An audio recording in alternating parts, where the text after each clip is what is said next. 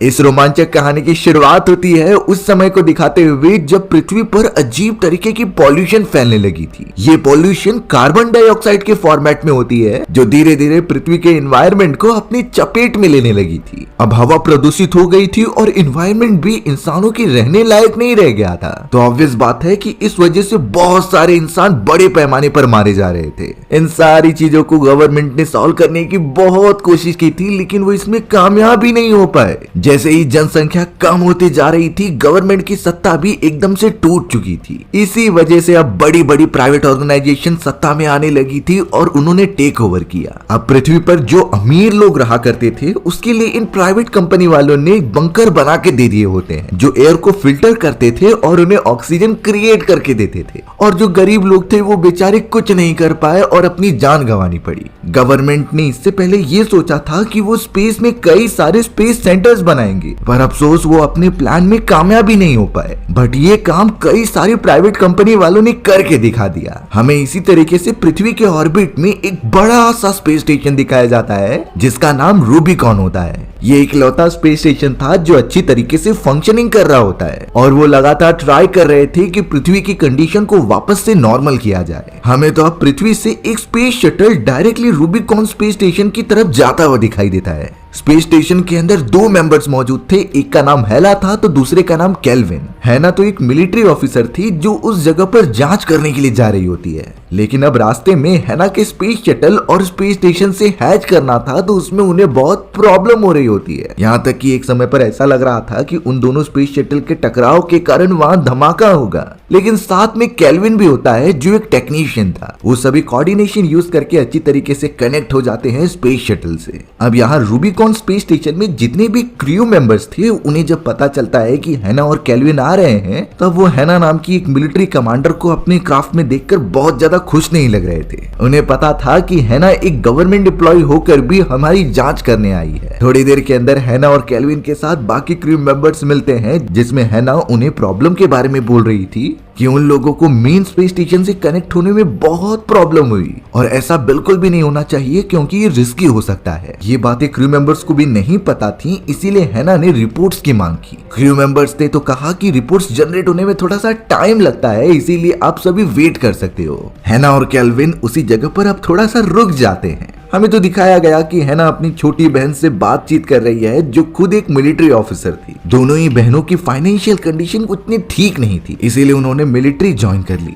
भले इसमें जान का खतरा हो, लेकिन बाकी फैमिली इस पूरी चीजों से फाइनेंशियल क्राइसिस का शिकार नहीं होगी। उस पूरे टीम का एक लीडर होता है जिसका नाम डॉक्टर डिमिट्री था। डॉक्टर डिमिट्री ने अपने लाइफ टाइम में इतने क्रिटिकल मिशंस को कंप्लीट किया था कि सोचना मुश्किल है, और वो इस वक्त भी ट्राई कर रहे हैं कि पृथ्वी की कंडीशन को वापस से नॉर्मल किया जाए। हमें तो वहाँ पर डॉक्टर डिमिट्री का बेटा स्टुअर्ट दिखाया गया जिससे कि केल्विन पर गुस्सा आ रहा था, क्योंकि केल्विन एक बहुत ही रिच फैमिली से बिलोंग करता है जिनकी फैमिली पृथ्वी के अंदर बंकर बना कर रहती है। लेकिन उसे समझ नहीं रहा था कि केल्विन इन सारी चीजों के बावजूद भी यहाँ पर क्यों आया है। अब थोड़ी देर में सारी रिपोर्ट्स हैना के सामने पेश की जाती है, लेकिन उस रिपोर्ट्स में पता चला कि पृथ्वी के एनवायरनमेंट में कुछ अजीब तरीके के लेयर्स बढ़ते जा रहे हैं। अब ये लेयर्स कहां से आ रहे थे और क्यों आ रहे थे किसी को नहीं समझता। पृथ्वी पर जो स्पेस सेंटर बनाए गए थे उनसे भी कम्युनिकेशन अच्छे से हो नहीं पा रहा होता है, और अगर इस तरीके से वो कोऑर्डिनेट नहीं कर पाएंगे तो उनके आगे के मिशन का कोई मतलब नहीं। इसलिए डिसाइड किया जाता है कि वो पृथ्वी के स्पेस सेंटर में जाकर पता लगाएंगे और वहां की कंडीशन वापस अपडेट करके भेजेंगे। अच्छी तरीके से सोचने के बाद बाकी क्रूमेट्स डिसाइड करते हैं कि वो आगे जाएंगे, यानी कि पृथ्वी पर। स्पेस सेंटर में तो सिर्फ हैना, केल्विन और डॉक्टर डिमिट्री ही मौजूद थे। जल्द से जल्द वो सभी अपने स्पेसक्राफ्ट में बैठकर पृथ्वी की तरफ निकल पड़ते हैं। वहीं स्पेस सेंटर में हैना, केल्विन और डॉक्टर डिमिट्री उनकी मदद कर रहे थे सारी कोऑर्डिनेशन फाइंड आउट करने में। उन्हें एक प्रॉपर लैंडिंग पोजीशन ढूंढनी होगी जिससे कि सेफ लैंडिंग हो सके। पर यहाँ थोड़ी देर में अर्थ के एनवायरनमेंट में घुसने के बाद सारे क्रू मेंबर्स एकदम से चिल्लाने लगते हैं। वो कह रहे थे कि हमारा कम्युनिकेशन मेन सेंटर से हो ही नहीं पा रहा है और उनके स्पेस शटल में कुछ डिस्टरबेंस महसूस हो रही है। ऐसा लग रहा था कि कोई एक्सटर्नल चीज उनके स्पेसक्राफ्ट के ऊपर प्रेशर डाल रहा है और उसे पूरी तोड़ने की कोशिश कर रहा है। ये बातें स्पेस सेंटर में मौजूद कैप्टन डिमिट्री को भी नहीं समझ में आती। यहाँ हैना को लगने लगा कि शायद उनका कम्युनिकेशन डिवाइस खराब हो चुका है, इसीलिए वो स्पेस सूट पहनती है और सीधा बाहर की तरफ स्पेस सेंटर में लगी हुई कम्युनिकेशन डिवाइस को साफ करने चली जाती है। वो अच्छी तरीके से सारी चीजें देखती है और उसे ठीक भी करती है, लेकिन हैना ने जब वहां से पृथ्वी की तरफ देखा तो ब्राउन कलर की फॉग वाली गैसेस बहुत ही जल्द से जल्द पृथ्वी के चारों तरफ घेरती जा रही हैं। ये इतना ज्यादा डरावना लग रहा था कि हैना देखकर सह ही नहीं पाई। जल्द से जल्द वो अंदर चली गई बाकी सभी को बताने के लिए, लेकिन अब बाकी क्रूमेट्स जो पृथ्वी पर गए थे वो एक अजीब तरीके की आवाज निकालने लगे और फिर उनका कम्युनिकेशन बंद हो गया और बार बार मैसेज भेजने पर भी वो किसी चीज का रिप्लाई नहीं कर रहे थे। डॉक्टर डिमिट्री वो आवाज सुनकर समझ चुके थे कि उनके स्पेसक्राफ्ट की क्रैश लैंडिंग हो चुकी है और वो सारे के सारे मारे गए। हैना को भी जब ये बात पता चली तो वो बहुत ज्यादा मायूस हो गई थी, खास करके डॉक्टर डिमिट्री, क्योंकि उन्होंने कई सालों तक इन क्रू मेंबर्स के साथ काम किया था। वो एक तरीके से उनकी फैमिली बन चुके थे, पर अफसोस उनमें से कोई भी क्रू मेंबर जिंदा नहीं बचा। डॉक्टर डिमिट्री का बेटा भी उसके अंदर मारा गया था, इसीलिए वो बहुत ज्यादा उदास होकर खुद को कमरे के अंदर बंद कर लेते हैं। हैना और केल्विन ने पृथ्वी से कांटेक्ट करने की बहुत कोशिश की, लेकिन वो नाकामयाब रहे। दोनों मिलकर इसी पर डिस्कस करते रहते हैं कि पृथ्वी पर ऐसी कौन सी चीज हो सकती है और इसका सॉल्यूशन क्या होगा। लेकिन अब हैना जाकर तुरंत ही अपनी बहन का एक मैसेज देखती है जो कल ही रिलीज किया गया है। उसमें हैना की बहन बहुत ही ज्यादा पैनिक होकर काफी दूर भाग रही थी बाकी लोगों के साथ, क्योंकि पृथ्वी पर एक ऐसी फॉग फैल रही होती है जो बहुत जहरीली थी। इससे कई पैमाने पर लोग मारे जा रहे थे और यही रीजन था कि हैना की बहन कह रही होती है कि हम सभी बंकर की तरफ बढ़ रहे हैं। अब अचानक यहाँ हैना के बहन का पूरा सिग्नल कट हो गया था। इस बात से हैना बहुत ही परेशान हो गई और उसने अपनी बहन के बारे में पता करना था। डॉक्टर डिमिट्री तो अपने कमरे से बाहर निकल ही नहीं रहे थे इतनी परेशानी के कारण, इसीलिए अब उन्हें ही सारी चीजें करनी पड़ेंगी। हैना को पता था कि एग्जिस्टिंग कम्युनिकेशन सिस्टम खराब हो चुका है, इसीलिए उन्हें एक नए कम्युनिकेशन सिस्टम की जरूरत पड़ेगी। इसीलिए अब हैना ने एक नए कम्युनिकेशन सिस्टम को बनाना स्टार्ट कर दिया जो पहले से एडवांस होता है। हैना तो इन्हीं काम में बिजी थी और वहीं एडवर्ड एनालाइज कर रहा था कि पृथ्वी पर जो फॉग फैली हुई है वो क्या है, उसके इस तरीके से फैलने का कौन सा रीजन है और ये क्यों फैलती जा रही है। यही चीजें एनालाइज करते हुए वो बहुत ज्यादा थकते जा रहा था। हैना तो अब यहाँ पर डॉक्टर डिमिट्री के लिए कुछ खाने के लिए लेकर आती है, लेकिन डॉक्टर डिमिट्री किससे भी मिलना नहीं चाहते थे। वो हैना को कह देते हैं कि तुम यहाँ से चली जाओ। वहीं अब हमें केल्विन दिखाया गया, जिसे कि जब रिपोर्ट्स मिली तो वो बहुत ज्यादा शॉक हो चुका था। उसे समझ में नहीं आता कि इस कंडीशन को कैसे हैंडल किया जाए। उसे एक शॉकिंग रियलिटी पता चली थी पृथ्वी पर फैल रही फॉग के बारे में। वो इतना ज्यादा डर गया कि केल्विन जल्द से जल्द अपनी जान लेना चाहता था, लेकिन सही समय पर हैना और डॉक्टर डिमिट्री बाहर निकल जाते हैं और उसे बचाने के लिए चैम्बर में इंटर करते हैं। केल्विन बेहोश हो चुका था, इसीलिए हैना और डॉक्टर डिमिट्री ट्राई कर रहे थे कि वो उसे होश में ला दें।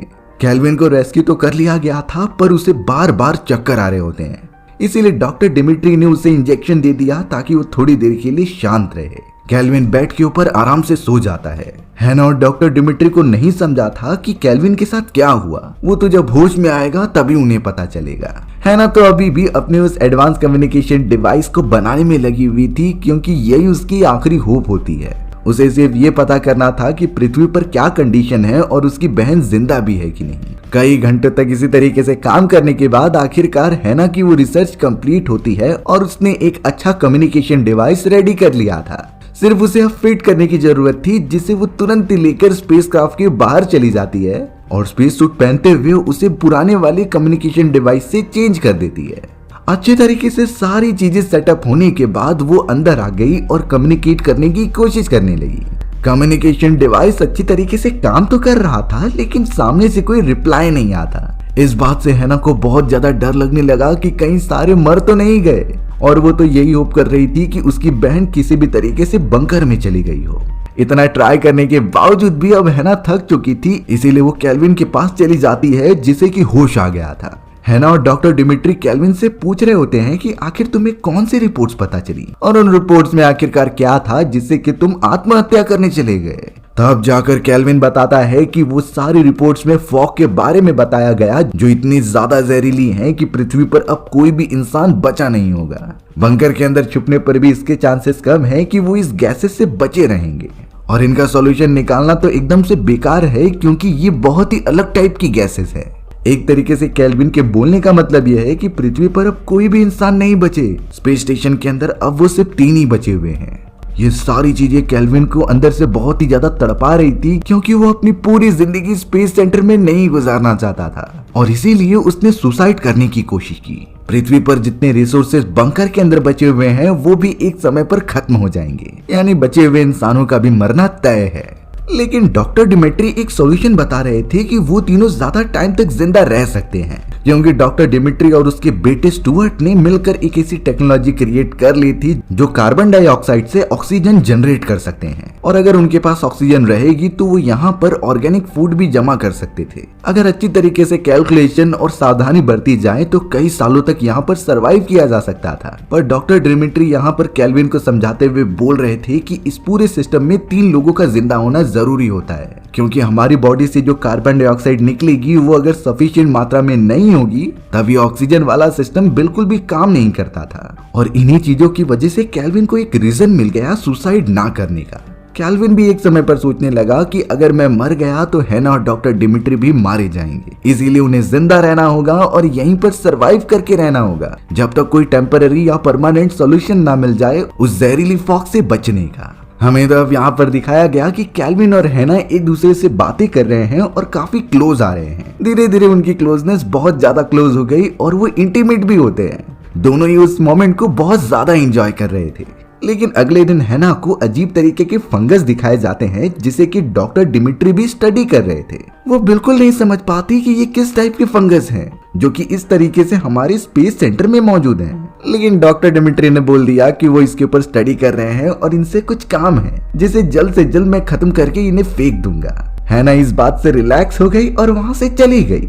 लेकिन डॉक्टर डिमिट्री को हमें दिखाया गया कि वो उसके ऊपर और रिसर्च कर रहे हैं और उन्होंने जब अपनी रिपोर्ट्स निकाली तो उन्हें एक शॉकिंग बात पता चलती है। लेकिन उन्होंने अभी तक ये सारी रिपोर्ट्स के बारे में अपने बाकी क्रू मेंबर्स को नहीं बताया था। एक दिन अब लगातार कम्युनिकेशन डिटेक्ट करते समय हैना और केल्विन बहुत खुश हो जाते हैं क्योंकि उन्हें पृथ्वी पर से कुछ सर्वाइवर्स का मैसेज मिला था। बात करने पर पता चला कि ये सारे सर्वाइवर्स बंकर के अंदर मौजूद हैं जिनके पास अब रिसोर्सेज खत्म होने जा रहे हैं। वहाँ पर तो करीब 100 लोग मौजूद थे जो वहाँ से बाहर निकलने के लिए रिक्वेस्ट कर रहे होते हैं। लेकिन बात करने पर हैना और केल्विन को पता चला कि वो अब उनसे वो टेक्नोलॉजी मांग रहे हैं जिससे कि कार्बन डाइऑक्साइड को ऑक्सीजन में कन्वर्ट किया जाता है। उन्हें नहीं समझता कि आखिर इस टेक्नोलॉजी के बारे में इन आम लोगों को कैसे पता। लेकिन बाद में जाकर रिवील होता है कि बंकर के अंदर जो लोग फंसे हुए हैं वो इसी प्राइवेट ऑर्गेनाइजेशन के सीईओ और हेड मेंबर्स थे जिन्हें ऑब्वियसली अपने स्पेस सेंटर में क्या हो रहा है इस बारे में पता था और अब यहाँ पर उन सभी को बचाना होगा, इसीलिए हैना और केल्विन आपस में डिस्कस कर रहे होते हैं। वहीं यहाँ पर डॉक्टर डिमिट्री नोटिस करते हैं कि उनके बचे हुए खाने और रिसोर्सेज के ऊपर ये फंगस फैलते जा रहे हैं जो बहुत ही बुरी बात है क्योंकि उनके पास पहले से ही रिसोर्सेज कम थे। अगर इस तरीके से चलता रहा तो वो सब नहीं बच पाएंगे। यहाँ केल्विन और हैना तो सीधा पहुंचते हैं डॉक्टर डिमिट्री के पास और उन्हें सारी बातें बताते हैं कि किस तरीके से पृथ्वी में बंकर के अंदर कई सारे लोग मौजूद हैं। हमें पृथ्वी पर जाकर जल्द से जल्द उन्हें रेस्क्यू करना होगा, नहीं तो सारे लोग मारे जाएंगे। लेकिन डॉक्टर डिमिट्री इस बात से राजी नहीं होते। उन्होंने सीधा कह दिया कि पृथ्वी का एनवायरनमेंट इतना खराब हो चुका है कि पुराने वाले क्रू मेंबर्स भी मारे गए। उनकी क्या हालत हुई सभी ने देखा ही था, इसीलिए पृथ्वी पर जाने का कुछ फायदा ही नहीं क्योंकि उन सभी की मृत्यु होने वाली है। लेकिन हैना एक सोल्जर थी, वो इस तरीके से कैसे इतने सारे लोगों को मरने दे सकती है। इसलिए अब हैना ने केल्विन के साथ मिलकर प्लान बनाया कि भले ही डॉक्टर डिमिट्री हमारा साथ नहीं दे रहे हैं लेकिन हम किसी भी तरीके से इस मिशन को कंप्लीट करेंगे और फंसे हुए लोगों को रेस्क्यू करेंगे। लेकिन जब ये बात डॉक्टर डिमिट्री को पता चली तो वो दोनों को बुलाकर उस फंगस के बारे में बताता है। डॉक्टर डिमिट्री ने बताया कि ये अनजान सा फंगस अब चारों तरफ फैल रहा है जिसने कि हमारे आधे खाने को खत्म कर दिया है, पर मैंने इसका एंटीडोट बना लिया था जिससे कि ये अपने आप ही ठीक हो जाएगा। पर साथ ही साथ डॉक्टर डिमिट्री ये कह रहे होते हैं कि हैना प्रेग्नेंट है क्योंकि वो और केल्विन काफी ज्यादा पास आ चुके थे और इस कंडीशन में अगर हैना पृथ्वी के एनवायरनमेंट में जाएगी तो उसका बच्चा मर सकता है। लेकिन यहाँ पर हैना तो बहुत ज्यादा शॉक हो जाती है क्योंकि वो तो माँ बन ही नहीं सकती। मिलिट्री में आने से पहले ही उसने सारे चेंजेस कर लिए थे। तब जाकर डॉक्टर डिमिट्री थोड़ा सोचते हुए अपना साइंटिफिक रीजन ये देते हैं कि हम पृथ्वी से अब दूर हैं, शायद एक अलग एनवायरनमेंट मिलने के कारण तुम्हारे बॉडी में कुछ चेंजेस हो गए हो। अब ये चीजें किस रास्ते पर जा रही थी हैना को नहीं समझता। केल्विन भी अब जाकर हैना को मना करने लगा था कि हमें पृथ्वी पर नहीं जाना चाहिए, पर हैना एक सोल्जर होती है, उसे किसी भी हालत में अपने साथियों की रक्षा करनी है और जितनी हो सके लोगों की जान बचानी है, तो वो जाने की अब जिद करने लगती है। केल्विन भी अब यहाँ पर उसके साथ हो जाता है और सभी स्पेसक्राफ्ट के अंदर जाने लगे थे। उन दोनों ने मिलकर पृथ्वी पर जाने के लिए एक स्पेस शटल को ऑन किया और उसे बहुत अच्छी तरीके से कंट्रोल करने लगे। लेकिन यहाँ थोड़ी देर में पता चलता है कि स्पेस शटल का कूलिंग सिस्टम काम नहीं कर रहा है और वो पूरा space shuttle out of control होकर थोड़ी देर में ब्लास्ट हो जाएगा। कुछ उनके हाथ में नहीं था और वो उसे अच्छी तरीके से कंट्रोल नहीं कर पाते, तो उन्हें बाहर निकलना पड़ता है। अब अपनी मेन स्पेस स्टेशन को बचाने के लिए स्पेस शटल को दूर भेज दिया गया। स्पेस शटल बीच रास्ते में ही ब्लास्ट हो जाता है और उसके पूरे मलबे अंतरिक्ष के अंदर फैल गए थे। तीनों एस्ट्रोनॉट्स इतने ज्यादा उदास हो गए थे क्योंकि यही एक स्पेसक्राफ्ट बचा हुआ था जो उन्हें पृथ्वी पर लेकर जा सकता है। अब उसके भी खत्म होने के बाद वो इसी स्पेस सेंटर में फंसे रह जाएंगे। इस कंडीशन में अब क्या किया जाए उन्हें कुछ नहीं समझ रहा होता। केल्विन तो अब यहाँ पर अपने फेलियर वाले मिशन के बारे में उन सारे लोगों को बता रहा था जो बंकर के अंदर फंसे हुए हैं। वो तो एक लास्ट स्पेस शटल था जो डिस्ट्रॉय हो गया और अब वो उन्हें बचाने नहीं आ पाएंगे। लेकिन अब उस बंकर के अंदर मौजूद सारे सीईओज और मैनेजर हैना को अपना दूसरा प्लान चालू करने के लिए कहते हैं, जिसकी मदद से वो पृथ्वी पर आ सकते थे। केविन को ये बात बिल्कुल नहीं पता थी और वो जाकर डायरेक्टली हैना से पूछने लगा। तब जाकर हैना सच्चाई बताती है कि वो इस जगह पर यही प्लान अच्छी तरीके से कंप्लीट करने आई थी। उन्हें पहले ही पता था कि कोई भी स्पेस शटल पृथ्वी के एनवायरनमेंट में नहीं घुस पाएगा, इसीलिए उन्होंने स्पेस सेंटर के अंदर कई छोटे छोटे स्पेस पॉड्स बना कर रखे थे। लेकिन प्रॉब्लम ये थी कि इसके अंदर बहुत कम ही लोग जा सकते हैं और हैना के अकॉर्डिंग जिस तरीके से पृथ्वी का एनवायरनमेंट है उससे ये चीजें बहुत खतरनाक हो जाती हैं। अगर कोई भी एस्केपिंग पॉड में पृथ्वी पर जाएगा तो उसकी जान जा सकती है। लेकिन केल्विन को ये बात बहुत अच्छी लग रही थी। वो तो हैना की बात से राजी हो जाता है कि अगर हमें पृथ्वी पर जाने का 1% भी चांस है तो हम वो रिस्क उठा सकते हैं। हमें उतने लोगों को बचाना होगा चाहे कुछ भी हो जाए, नहीं तो इंसानी सभ्यता तो खत्म हो जाएगी। केल्विन यहाँ पर इतनी जल्दी राजी हो गया, इसीलिए हैना थोड़ा सोचने का समय मांगती है। हैना तो एक चीज के ऊपर कुछ डिसीजन ले ही नहीं पा रही थी। अब यहाँ हैना कंट्रोल सेंटर में मौजूद थी जिसने की एक अजीब सी चेंजेस देखे। वो चेक करती है कि स्पेसशिप का एक कूलिंग सिस्टम खराब हो चुका था, जिसके सिस्टम को देखने के बाद पता चला कि इसे मैन्युअली बंद किया गया है। ये किसी और ने नहीं बल्कि डॉक्टर डिमिट्री ने किया था। हैना अब डॉक्टर डिमिट्री के पास चली जाती है और इसका रीजन पूछती है। तभी जाकर डॉक्टर डिमिट्री ने ये कहा कि मैं उन सारे लोगों को नहीं बचाना चाहता। बंकर के अंदर जो भी लोग मौजूद हैं वो काफी सेल्फिश हैं। वो सारे अमीर लोग और सीईओ सिर्फ अपने बारे में सोचते हैं। यही रीजन था कि डॉक्टर डिमिट्री स्टार्टिंग से ही कोशिश कर रहे होते हैं कि कोई भी मिशन पृथ्वी पर ना भेजी जाए। हैना तो इस बात से थोड़ा सा गुस्सा होने लगी क्योंकि ये गलत है। इन्हीं बातों को कंफर्म करने के लिए डॉक्टर डिमिट्री ने हैना को कहा कि तुम उन बंकर वाले से कांटेक्ट करो और पूछो कि बाकी सारे सोल्जर्स कहाँ हैं जिन्होंने उनकी जान बचाई। हैना जब कनेक्ट करती है तो उन्हें आश्वासन देती है कि हम जल्द से जल्द वहाँ पहुँच रहे हैं। लेकिन उसने ये भी पूछा कि बाकी सोल्जर्स कहाँ पर हैं जिन्होंने आपको ये डायरेक्शन दिखाई। यहाँ पर सच्चाई पता चल चुकी थी क्योंकि वहाँ कोई भी सोल्जर्स नहीं होता, क्योंकि जब सोल्जर्स ने उन सारे अमीर लोगों की जानें बचाई तो उन सारे अमीर लोगों ने सोल्जर्स को बंकर के अंदर आने ही नहीं दिया, जिससे कि वो बाहर ही रह गए। ये सिर्फ और सिर्फ रिसोर्सेज बचाने के लिए किया जा रहा था। यानी कि डॉक्टर डिमिट्री सही कह रहे थे और हैना ने खुद ही ये देख लिया कि वो सभी कितने सेल्फिश हैं। इस बात से हैना समझ गई कि शायद उसकी बहन भी अब तक मर चुकी होगी। वो अंदर से टूट जाती है और अब उसका भी मिशन को कंप्लीट करने का मन नहीं करने लगा था। लेकिन केल्विन हमें यहाँ पर कन्विंस दिखाई देता है और ऐसा लग रहा था कि वो ये मिशन करना चाहता है। हैना तो बहुत ही ज्यादा फ्रस्ट्रेशन में थी, इसीलिए वो आराम कर रही होती है। लेकिन थोड़ी देर बाद जब उसकी नींद खुली तब पता चलता है कि केल्विन ने उन दोनों को एक कमरे में बंद कर दिया है और केल्विन तो उनके बिना ही इस मिशन में जाकर आगे बढ़ने वाला था। ये सारी बातें जैसे ही हैना और डॉक्टर डिमिट्री को पता चली तो वो उसे रोकने की लिए कोशिश करते हैं, क्योंकि अकेले स्पेसशिप को चलाना बहुत खतरनाक हो सकता था। इसीलिए अब हैना ने केल्विन से कह दिया कि वो उसके साथ आ रही है। केल्विन मान गया और उन्हें आजाद करके स्पेस सूट पहना दिया, जिससे कि वो एस्केपिंग पॉड लेकर पृथ्वी पर जा सके उन्हें बचाने के लिए। सारे सिस्टम चालू हो गए थे, तभी अचानक हैना ने मेन सिस्टम को ही निकाल कर फेंक दिया। अब ये सिस्टम बहुत क्रिटिकल थे, जिसे कि सिर्फ हैना को ही पता था कि कैसे सॉल्व करना है। हैना तो केल्विन से यही कहती है कि हमें उन्हें बचाना नहीं है, वो सभी बहुत बुरे लोग हैं जो सिर्फ और सिर्फ अपने बारे में सोचते हैं। केल्विन तो हैना की इस बर्ताव से बहुत गुस्सा हो गया और वहां से जाने लगा। अब बंकर में से एक मैसेज आता है जिसे कि हैना देखती भी नहीं। उसने तो कम्युनिकेशन डिवाइसेस को पूरी तरीके से बंद कर दिया था ताकि कोई भी कनेक्शन उनके बीच ना हो। लेकिन अब थोड़ी देर के अंदर हैना को एक शॉकिंग रियलिटी पता चली कि केल्विन ने आत्महत्या कर ली है। उसने खुद को मार दिया था क्योंकि उसके पास कोई ऑप्शन नहीं होता। हैना तो इस बात से बहुत ज्यादा रोने लगी थी, पर उसने आखिरी बार केल्विन के लिए प्रे किया और डॉक्टर डिमिट्री के साथ मिलकर केल्विन की डेड बॉडी को स्पेस में छोड़ देती है। अब हैना ने सोच लिया था कि वो बचने नहीं वाले, क्योंकि डॉक्टर डिमिट्री ने बताया था कि ऑक्सीजन कन्वर्ट करने वाले सिस्टम में एक रिक्वायरमेंट थी कि 3 लोग स्पेस सेंटर में होने चाहिए। अगर ऐसा नहीं होगा तो वो सिस्टम बंद हो जाएगा, यानी कि उनका मरना तय है। पर डॉक्टर डिमिट्री बताते हैं कि ऐसा कुछ भी नहीं था, ये सिस्टम 1 लोग के होने पर भी काम कर सकता है। ये झूठ डॉक्टर डिमिट्री ने केल्विन के साथ इसीलिए कहा ताकि वो अपनी जान न ले और उसे जीने का एक रीजन मिल जाए। यहाँ जाकर हैना को राहत मिलती है क्योंकि अब वो बच जाएंगे।